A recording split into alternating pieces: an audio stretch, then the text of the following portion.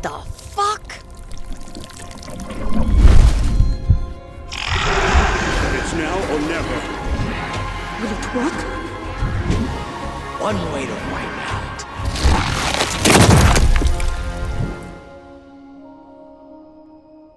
Can I ask you a question? Oh good, I can, that's smashing. How do you enjoy the undead wearing fetish sex gear and big zombie men dressed as pigs? Well, if you want that, you've come to the right place. A very strange DLC. A DLC for probably my game of the year, which is Dead Island 2, or 2, or... Was it Zbam, motherfucker? Anyway, so when I bought the Hell A version of this game back in the beginning of the year, was it March, February, something like that, came with the season pass, which has 2 DLC packs, this being the first one called Haus, but it's not spelled house like you would normally spell it, it's H-A-U-S. Haus! It's German, I think. Pretty sure it's German. And you get whisked away to a big, massive, fancy mansion full of really weird, eclectic statues with multiple hands. And then you enter the maze or the labyrinth or whatever they fucking call it. And it's like a big warehouse with 5 more houses in it. And you have to, complete objectives in each of these houses to gain access to the 5th house at the top of the cul-de-sac. I didn't really enjoy this at first. I was like, this is fucking weird. I just want a nice setting and lots of zombie killing action with carnage. The story I couldn't give a stuff about. I really just wanted another nice zombie romp. And I suppose I kind of got it.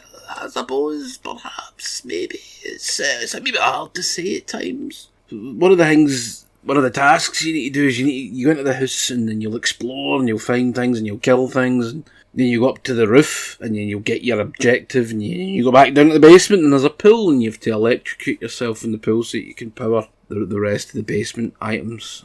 It's very strange. And then one of them, you'll need to burn something that means something to you, which is just whatever weapon you're holding at the time, so be careful. Pluck out a shiter and put that down in the fucking altar and burn it, right? Even though it might be, a crowbar. Crowbars don't tend to burn because they're all metal, but it's just symbolic, And then you need to, you just talk into a microphone and you tell your darkest, deepest secret, and it's like, well, I don't have any control over that. And then a zombie pops out of a TV that it could not have possibly fit into, and then you kill it, and then you kill it dead, and then you've got access to a place known as the Deeper. The Deeper. And it's basically a nightclub under a house with a lot of weird dead people, lots and lots of dead people, and bottomless pits and champagne bottles. Now, why would you have a club where you could fall to your death if you're pished? I think that's just bad for business. It's like, what the fuck were you thinking? See ya! Sorry, not sorry. And there's dead people everywhere, and then the zombies come, and you can knock them down the fucking bottomless pits, which is pretty hilarious if you ask me. I love it. And this is where the game actually gets a bit more interesting. Then after that, you need to go into a forest, and then you'll find Pigman Zombie, and it's like, yeah, big Pigman Zombie, and the whole time you're doing this, you're looking for the heads of 3 people, then you'll gain access to the end of the game, which is like, so actually it's like something like a Resident Evil. It's like underground arc with brains, and there's weird brains you have to kill, and the only way to kill them is with a crossbow, which you will get during the playtime of this dilk, unless you brought one with you, and I didn't. I'm not a big fan of crossbows. And then they burst and you'll gain access, and there's a wee bit of backtracking and all that, so it's not terribly complicated. I did find the last bit quite difficult, because you have to destroy brains, which is just the easy part. But you'll get waves of zombies as you do it, and the second wave just kept kicking my arse, because I didn't have an awful lot of resources left. It was very annoying. And I died, and I died, and I died, and I died, and I died, and you get the picture.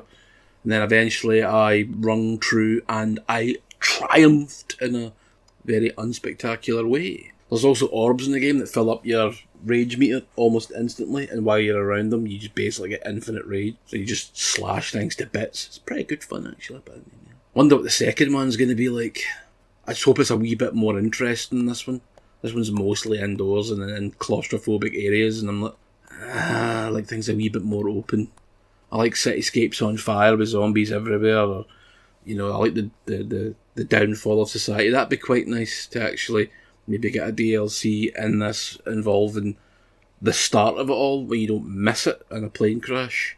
So that's my thoughts. It's not bad. It's not great, but it's not bad. There are worse ways to kill a couple hours, and that's another problem. It's very short, unless you die over and over again, and it takes you like 10 hours to get through it because you're pish. So thanks for tuning in, and I hope the next DLC is a bit more interesting.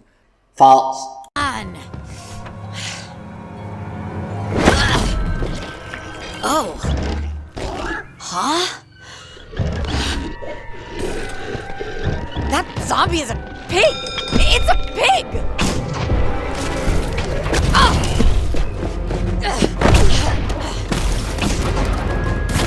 Why are you dressed like that, dude?